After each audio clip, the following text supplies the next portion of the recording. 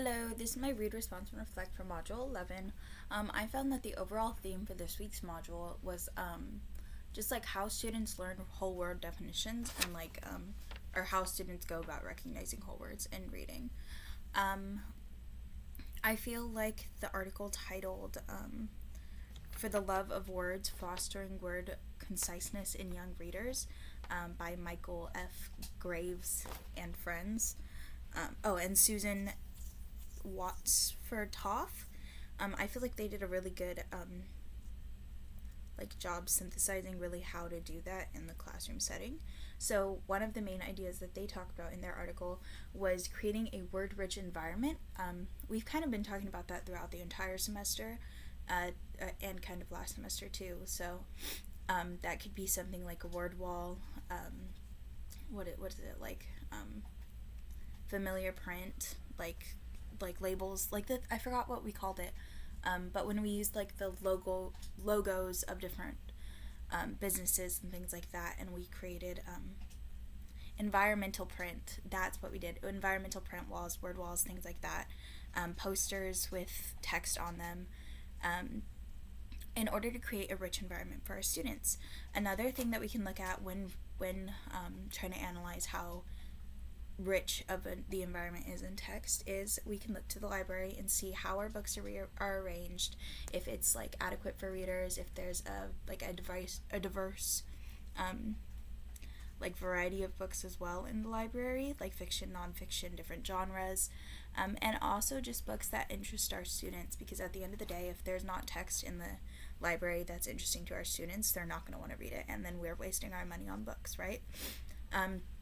Another good point that they brought up when students are working towards word recognition is to recognize and prompt adequate diction.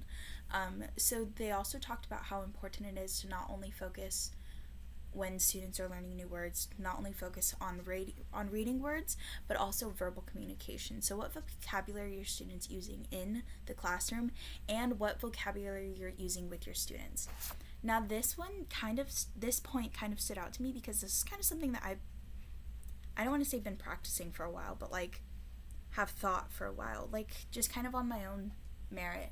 I think that you can talk to a kid the same way that you speak to an adult, and they're able to comprehend it. I truly do. I think that if you speak to them with the same respect and manners, they'll be like, oh, okay.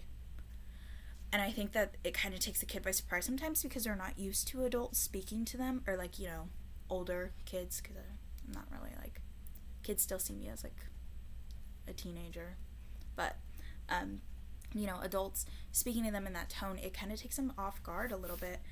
But I think that using higher vocabulary and higher diction with students kind of helps them learn grammatical cues, because that's how I became better at language, right?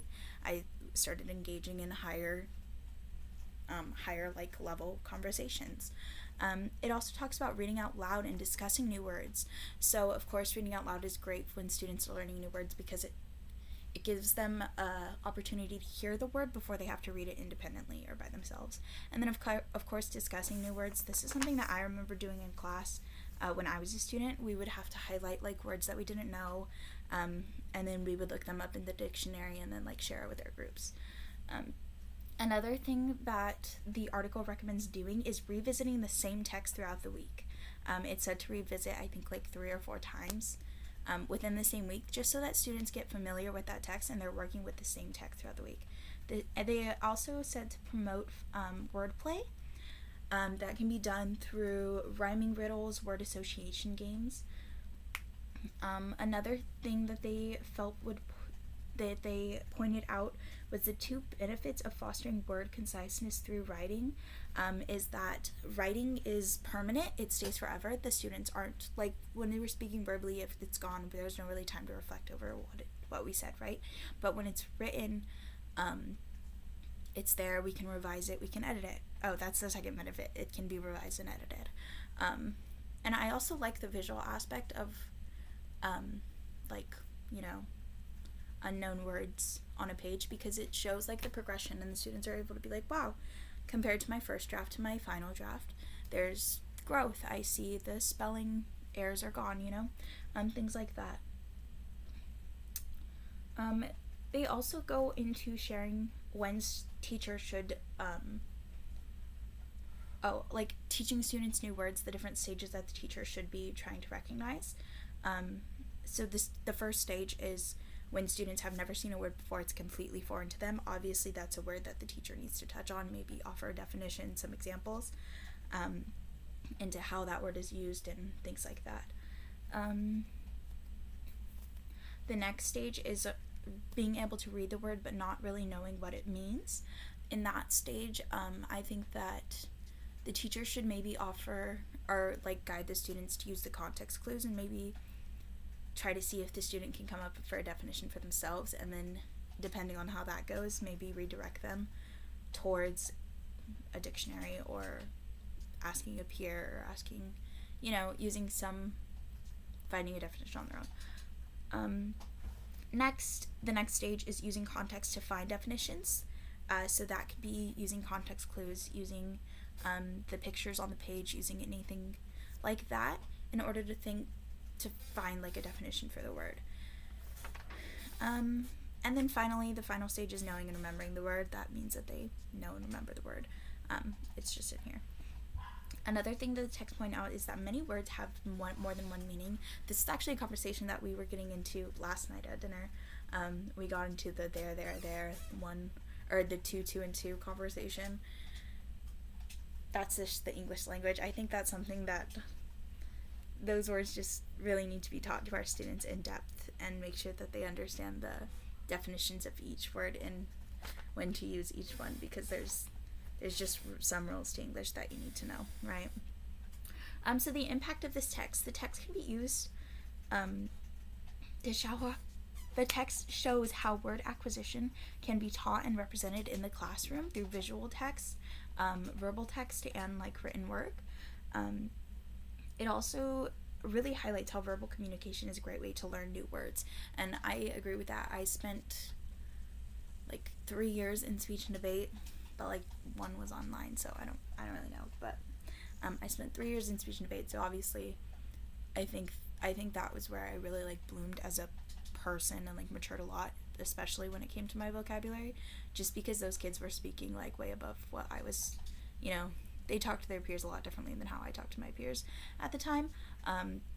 But through just hanging out with them and spending so much time with them throughout the weekend, I also started speaking in a higher bracket of vocabulary.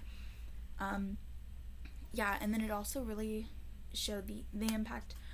The impact of the text also shows how teachers should teach students. Another impact of the text is that teachers should teach